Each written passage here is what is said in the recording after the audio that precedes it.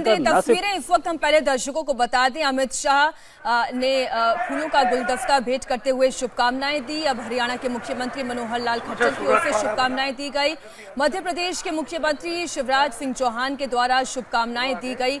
और body language अभी अगर आप देखेंगे भूपेंद्र पटेल की, तो बहुत ही ज्यादा अगर हम ये कहें कि खुश भी नजर आ रहे हैं और झुककर सभी शुभकामनाओं को वो एक्सेप्ट भी कर रहे हैं। निर्णय हमारे साथ जुड़े हुए हैं। अब एक फोटोग्राफ मेरे ख्याल से निर्णय यहां पर होगी मंच में सभी लोगों के साथ। जी बिल्कुल, अब एक कस्टमरी फोटोग्राफ होगा यहाँ पे, और यहाँ आप देख सकते हैं कि जो तस्वीर आप देख रहे हैं सामने, आज विजय रूपानी और नितिन पटेल से भी मिले। और आज आप देख सकते हैं विजय रूपानी इनफैक्ट पहले से ही काफ़ी जॉयफुल मूड में थे।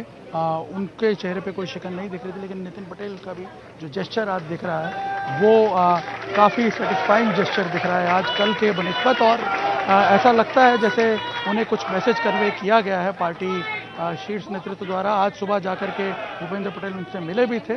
और मैं आपको बता दूं कि यही एक संकेत भी हो सकता है आने वाले दिनों में, जो अगले 2-3 दिनों में कैबिनेट फॉर्मेशन होगा यहाँ पे। मैं आपको बता दूं कि कतारबद्ध कौन कौन खड़ा है दर्शकों को एक बार बता दें, क्योंकि अमित शाह, भूपेंद्र पटेल, शिवराज सिंह चौहान तो हमें नजर आ ही रहे हैं। आप एक बार कतारबद्ध रूप से देखिए, तमाम बड़े चेहरे हैं यहाँ पर। आप कतारबद्ध तरीके से बता दें कौन कौन मौजूद है मंच पर। एक बार दिखा देना चाहता हूँ। अगर मनसुख मांडविया हैं, पुरुषोत्तम रूपाला हैं, प्रहलाद जोशी हैं, नरेंद्र सिंह तोमर हैं, इसके अलावा मनोहर लाल खट्टर की बात आपने की, अमित शाह तो हैं ही, तरुण चुग हैं, CR पाटिल हैं, राजेंद्र त्रिवेदी हैं, गुजरात विधानसभा के अध्यक्ष, दर्शना जरदौस उनके बगल में खड़ी हुई हैं। ये तमाम जो आमंत्रित मेहमान हैं वो यहाँ पर मौजूद है। और अब आप देख सकते हैं एक एक करके अब सब मंच से उतर रहे हैं। ये अब यहाँ से रवाना होंगे आगे। अब असली जो कार्यवाही है वो शुरू होगी आगे। अब मीटिंग्स का दौर शुरू होगा, क्योंकि अगला जो कैबिनेट फॉर्मेशन है वो भी क्रूशल है। वो इसलिए क्रूशल है क्योंकि पूरा का पूरा सरकार का फेस बदलने की बात थी यहाँ पर मीनाक्षी। सिर्फ मुख्यमंत्री का चेहरा नहीं बदला जाना था। जब बदलाव की बात हो रही थी गुजरात में, तो पूरे के पूरे सरकार का फेस बदलने की बात हो रही थी। यानी मुख्यमंत्री के साथ साथ पूरी कैबिनेट जो है उसको एक तरह से धड़मूल से बदला जाएगा। और जो सूचनाएं हमारे पास आ रही हैं, पिछली कैबिनेट में से 50% से ज़्यादा मंत्री जो हैं वो बदले जाएंगे। देखिए, विजय रूपानी अब इस कैबिनेट में नहीं होंगे, ये तो साफ है। नितिन पटेल का भविष्य भी अब हम इस कैबिनेट में नहीं देख रहे हैं। इसके अलावा और जो सीनियर मंत्री हैं कुछ वो बदलेंगे। कुछ हो सकता है राज्य मंत्रियों को प्रमोशन दिया जाएगा, जिनमें प्रदीप सिंह जाडेजा जो कि मौजूदा गृह मंत्री हैं, उनको हो सकता है कि प्रमोट किया जाए कैबिनेट मिनिस्टर के तौर पर। और इसके अलावा कई नए चेहरे इसमें शामिल होंगे, जिसमें कास्ट और रीजनल बैलेंसेस जो हैं उसको भी ध्यान में रखा जाएगा। मैं आपको बता दूं, आज जो मुख्यमंत्री हम देख रहे हैं यहाँ पे, वो भी इनफैक्ट इसी का एक हम देख सकते हैं कि परिणाम था। क्योंकि जो रीजनल बैलेंस है गुजरात का, उसको मेंटेन करने के लिए ये पहले से चर्चा हो रही थी कि उत्तर गुजरात से कोई चेहरा होगा, पाटीदार चेहरा होगा, कास्ट इक्वेशन और रीजनल बैलेंस, और इन दोनों का ध्यान रखा गया है उसमें।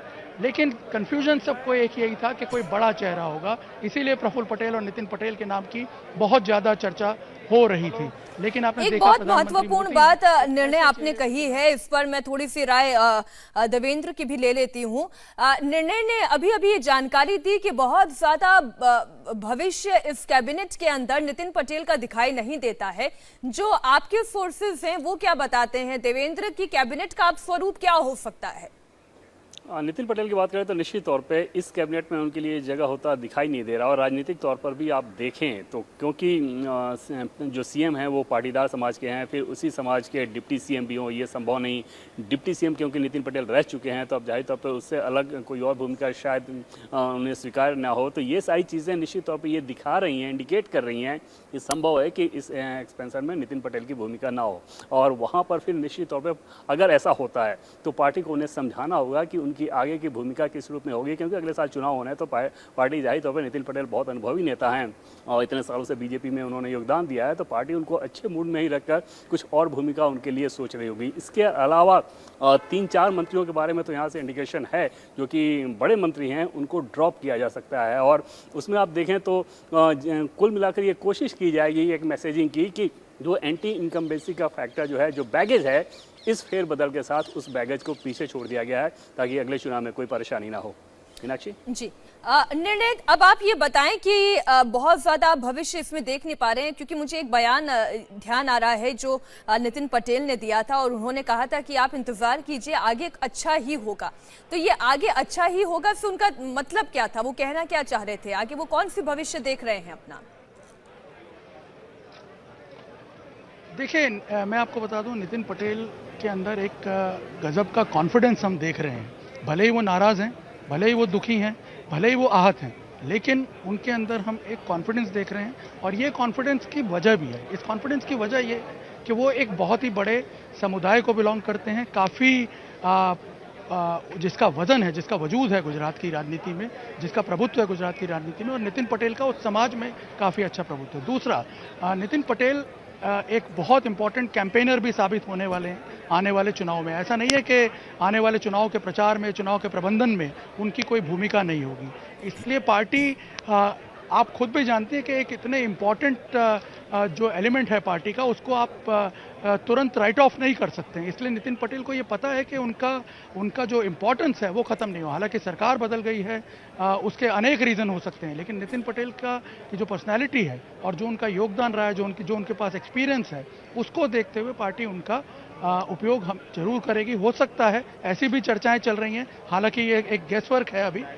ये भी यहाँ पे अटकलें लगाई जा रही हैं कि जिस तरीके से मुख्यमंत्री का नाम चौंकाने वाला था, जिसने न सिर्फ हमें, आपको, सभी को चौंकाया, बल्कि अगर हम ये कहें भूपेंद्र पटेल जिनके परिवार से आपकी बात हुई, वो तक कह रहे थे कि हमें भी इस बारे में कोई जानकारी नहीं थी, कोई आभास नहीं था। तो क्या कैबिनेट का चेहरा भी अब कुछ ऐसा होगा जो चौंकाने वाला होगा? जी बिल्कुल, मैं आपको यही बता रहा था पहले भी कि कैबिनेट का चेहरा भी चौंकाने वाला होगा, क्योंकि बात है पूरी सरकार का चेहरा बदलने की।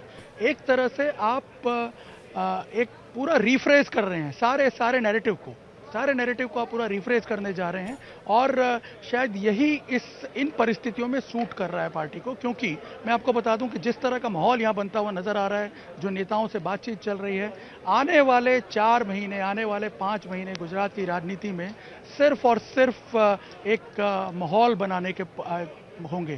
क्योंकि देखिए, एक ऐसा मुख्यमंत्री आपने बनाया है जिसको अब आपको पूरे गुजरात में घुमाना है, पूरे गुजरात में उसको लोगों के साथ कनेक्ट करवाना है। और खैर, बीजेपी के पास एक ज़बरदस्त कार्यकर्ताओं का सपोर्ट बेस है, पार्टी का एक बहुत ही फॉर्मिडेबल स्ट्रक्चर है यहाँ पर, जिसकी मदद से वो ये बड़ी आसानी से कर सकती है। इसीलिए तो गुजरात में ये कहा जाता है कि आप किसी भी चेहरे को ला के रख सकते हैं, बशर्ते नरेंद्र मोदी और अमित शाह का सपोर्ट उसके पास होना चाहिए। तो पहला पड़ाव आपने पार कर लिया है, अब बाकी का काम जो है वो कार्यकर्ता करेंगे। लेकिन उसके साथ साथ आपको पूरा एक नैरेटिव सेट करना होगा वोटर के सामने कि ये सरकार किस तरह से काम करेगी, क्या इस पर नरेंद्र मोदी की छाप दिखेगी या नहीं दिखेगी, ये सारा उस मंत्रिमंडल में दिखेगा। और नरेंद्र मोदी की छाप तभी दिखेगी जब आप नए चेहरे लाएंगे और डिलीवर करने वाले यंग चेहरे लाएंगे। क्योंकि एक जो बात देवेंद्र ने भी आपको अभी बताई थोड़ी देर पहले कि कई सीनियर लोगों को ड्रॉप किया जा सकता है, ये चर्चाएं यहाँ पे भी चल रही हैं, और उसका रीजन ही यही है कि आपको एक fresh air, fresh nib of air जिसको कहते हैं, वो इन्फ्यूज करनी है कार्यकर्ताओं में भी। अब आप जब ये कहते हैं कि बड़े चेहरों को ड्रॉप किया जा सकता है, तो इसका मतलब तो हम ये समझें कि वो जो बड़े चेहरे हैं वो असंतुष्ट हो सकते हैं, और अमित शाह की मौजूदगी ऐसे में सबसे ज्यादा क्रूशियल होती है, सबसे ज्यादा इंपॉर्टेंट हो जाती है कि अमित शाह जब खुद यहां पर आए हैं, वो चेहरा डिसाइड करेंगे कि कैबिनेट का स्वरूप क्या होगा, किन बड़े चेहरों को ड्रॉप किया जाएगा। जो जिस फ्रेश एयर की आप बात कर रहे हैं निर्णय, तो वो चेहरे कौन से होंगे? हम इंडिया टीवी हर वक्त हर जगह डाउनलोड करने के लिए सर्च करें India TV news Google play store या ऐप स्टोर पर।